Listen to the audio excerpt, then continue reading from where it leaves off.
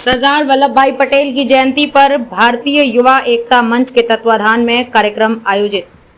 सरदार वल्लभ भाई पटेल ने लगाया था आरएसएस पर प्रतिबंध। कुलदीप यादव जनवादी। सुल्तानपुर जिले के अहिमानी में कार्यक्रम संपन्न। Bureau report Vinod Yadav. मंच के पास आकर अपने कुर्सी पर बैठ जाइए।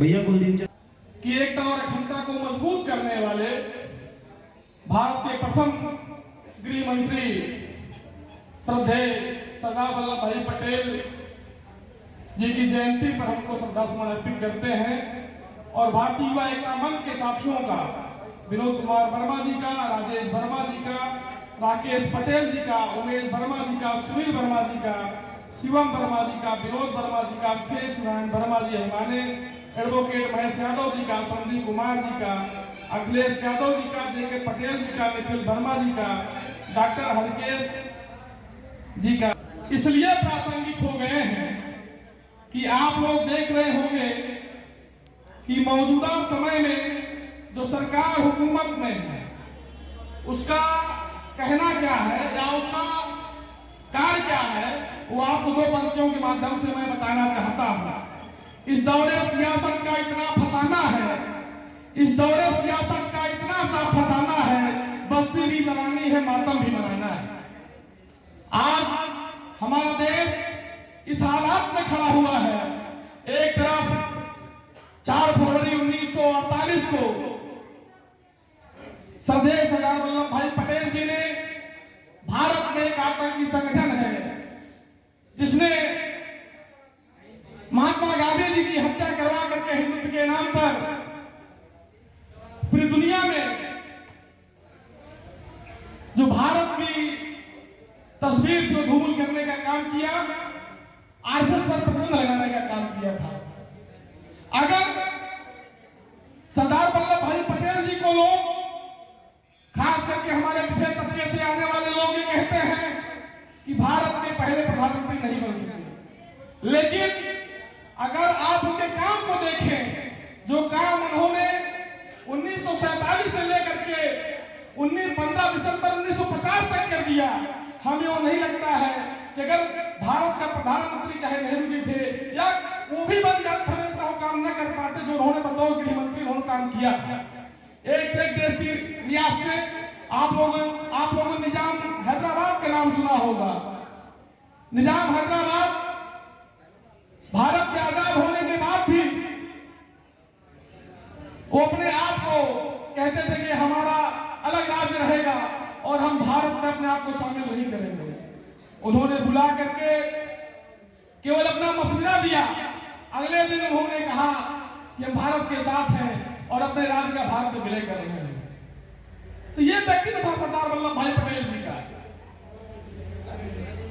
मैंने जैसे कहा कि आज के दौर में सरदार वल्लभ भाई पटेल के विचारों की प्रासंगिकता इसलिए अधिक हो जाती है जब हमारे देश में आप देख रहे होंगे कि न शिक्षा की बात होती है, न रोटी की बात होती है, न रोटी की, और आपके देश का किसान, पूरे देश का किसान जो है वो आंदोलन करता है, ट्रैक्टर लेकर के लाल किले पर चढ़ाई करता है, तब इस प्रधानमंत्री का दम टूटता है और तब वो किसान बिल वापस लेने का काम करता है।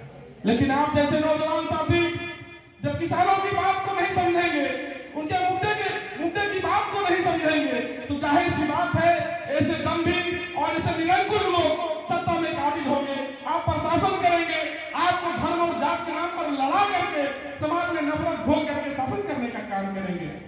आप तमाम नौजवान साथी बैठे हुए हैं, तमाम लोगों को मैं जानता हूं। आप ये बताइए, हमारे माँ बाप हमको क्यों पढ़ा रहे हैं, आपको क्यों शिक्षा दे रहे हैं? इसलिए दे रहे हैं कि आप पढ़ लिख करके एक रोजगार पाओगे, अपने परिवार को ऊंचाइयों तक ले जाओगे। आप इलाहाबाद में, आप गोरखपुर में, आप मुखर्जी नगर में 10x10 के कमरे में रह करके पढ़ाई करते हैं, लेकिन जब विज्ञप्ति आती है तो क्या होता है? आप लोग देख रहे हैं, उनका पर्चा होने के पहले आउट हो जाता है और 2016 की जो भर्तियां अभी तक फाइनल नहीं हो रही है। इसलिए रोजगार की बात करना जरूरी है। और अभी इनका महोत्सव चल रहा है, मेरा माटी मेरा देश, तो मैं नौजवान साथियों से अपील करना चाहता हूं मेरी माटी भी है, हमारा देश भी है, हम लोग किसान के बेटे हैं, हम लोगों से बेहतर देश की माटी की कदर नहीं करना जानते हैं। आप लोग मुहिम चलाइए, मेरी माटी मेरा रोजगार, मेरा देश मेरा रोजगार, मेरा देश मेरी शिक्षा, मेरा देश मेरे किसान, मेरे फसलों का मूल्य कहाँ है, कितना है एमएसपी। आप लोग मालूम है नहीं, किसान बिल जो है मोदी सरकार ने जब वापस लिया तो उन्होंने कहा कि हम जो है एमएसपी लागू करेंगे, आपकी फसलों का जो वाजिब दाम हम देने का काम करेंगे, लेकिन वो नहीं दे रहे हैं। उल्टे जो कृषि विधेयक के विरोध में है, तमाम सारी कंपनियों को जो है कंपनी एक्ट बना करके तमाम सारी कंपनियां ला करके वो अंबानी और अडानी जैसे किसानों को, आप लोगों को शायद नौजवान साथियों को मालूम हो, आप लोग सोशल मीडिया देखते हैं, टीवी अखबार में तो नहीं आता है। आप यहाँ से काजीपुर का एरिया है, तहसील है, भिलारा से लेकर के आप चले जाइए मंत्री आजमगढ़ तक, वहां के किसानों की जमीन जो सिसनेट के किनारे है, औने पौने दामों पर किसानों को दे दी जा रही, अंबानी और अडानी को दे दी जा रही है, और किसानों को वाजिब दाम नहीं दिया जा रहा है। तो ये हो रहा है आपके देश में, इसको आपको समझने की जरूरत है। हम सरदार वल्लभ भाई पटेल जी को उनके जयंती पर, उनके पुण्यतिथि पर याद तो करते हैं, लेकिन हम जैसे लोग ये मानते हैं सरदार वल्लभ भाई पटेल जी को मानना और उनकी जयंती मनाना, उनकी पुण्यतिथि मनाना तब सार्थक होगा जब उनके द्वारा किए गए कार्यों को, उनके द्वारा दिखाए गए रास्ते पर चल करके हम इस आम जनमानस में कुछ संदेश देने का काम करें, उनके लक्ष्यों पर चलने का काम करें। आप लोग देख रहे होंगे हाथ है, वो अपने बच्चे को अगर अच्छी शिक्षा देना चाहे तो नहीं दे सक रहा है। अस्पताल से लेकर के मेडिकल कॉलेज तक आप देख रहे होंगे, स्वास्थ्य विभाग में कितनी दुश्वारियां हैं।